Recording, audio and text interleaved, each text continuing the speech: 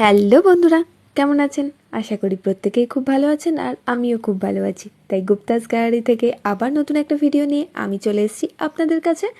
তাই পুরো ভিডিওটা লাস্ট অবধি দেখুন, আশা করি আপনাদের খুব ভালো লাগবে। আজ মঙ্গলবার 8ই জুলাই আর আজ আমার বাপির জন্মদিন। তাই আমি আজ সকাল সকাল বাপির জন্য পায়েস করব।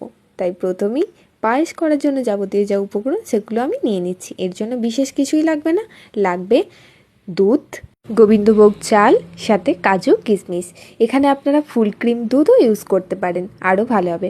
চাইলে আপনারা কনডেন্স মিল্কও ইউজ করতে পারেন, বাট আমি এইসব কিছু ইউজ করিনি। প্রথমেই আমি কিছুটা কাজু কিশমিশ কড়াইতে হালকা করে ভেজে নিয়েছি। আমি প্রথমে তেল দিইনি, পরে একটু নাড়াচাড়া করার পর অল্প তেল দিয়ে ভেজে নিয়েছি। এরপর আমি 1 লিটার দুধ নিয়েছি, সেই দুধটাকে আমি কড়াইতে ভালো করে গরম করে নিচ্ছি। দেখতেই পাচ্ছেন দুধটা বেশ অনেকক্ষণ ধরে আমি ফোটাচ্ছি আর কি সুন্দর সর পড়ে যাচ্ছে। পায়েসের দুধ একটু মোটা না হলে একদম ভালো লাগে না। আর এদিকে আমি গোবিন্দভোগ চালটাকে ধুয়ে রেখে দিয়েছি। তো এরপরে দুধটা বেশ ফুটে ফুটে দেখতেই পাচ্ছেন কতটা কমে এসছে। আমি ওই 1 লিটার দুধের পরেও আরও কিছুটা আমি দুধ এখানে ব্যবহার করেছি। পায়েসের দুধটা যত ক্ষীরের মতো হবে ততই তার স্বাদ অসাধারণ হয়ে যায়। তো যাই হোক, দুধটা অনেকটা ফুটে গেছে। এরপর আমি চালটা দিয়ে দিলাম সেদ্ধ হওয়ার জন্য। তো গোবিন্দভোগ চাল সেদ্ধ হতে খুব বেশিক্ষণ লাগে না, যদিও দুধে ফোটানোর জন্য একটু সময় লাগবে। তো বেশ অনেকক্ষণ ধরে আমি এটাকেও ফুটিয়ে নিচ্ছি। তো এখন চালটা প্রায় 70% সেদ্ধ হয়েই গেছে। এরপরে স্বাদ অনুযায়ী চিনিটা আমি এখানে ব্যবহার করছি। তবে চিনি আমি খুব বেশি ব্যবহার করব না, হালকা মিষ্টি ভালো লাগে পায়েসে। খুব বেশি মিষ্টি হয়ে গেলে তার স্বাদটা অন্যরকম হয়ে যায়। তো এরপরেও চিনিটা দিয়ে আমি ভালো করে একটু নাড়াচাড়া করে নিচ্ছি।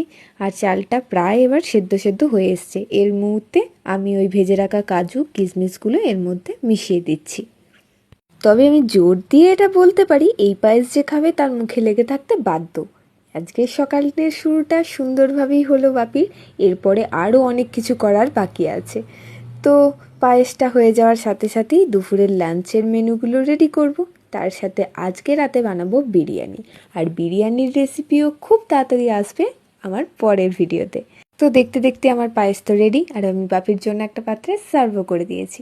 তো যদি আমার আজকের ভিডিওটা ভালো লেগে থাকে তো প্লিজ একটা লাইক কমেন্ট শেয়ার অবশ্যই করে দেবেন। আর যদি আপনারা আমার চ্যানেলে নতুন হয়ে থাকেন তো চ্যানেলটা অবশ্যই সাবস্ক্রাইব করে দেবেন। আর আমার ফেসবুক পেজ গুপ্তাস গ্যালারিকে ফলো করতে একদম ভুলবেন না। সকলে ভালো থাকবেন, সুস্থ থাকবেন। আপনাদের সাথে দেখা হবে পরের নতুন একটা ভিডিওতে। আজকের মতো টাটা, বাই বাই।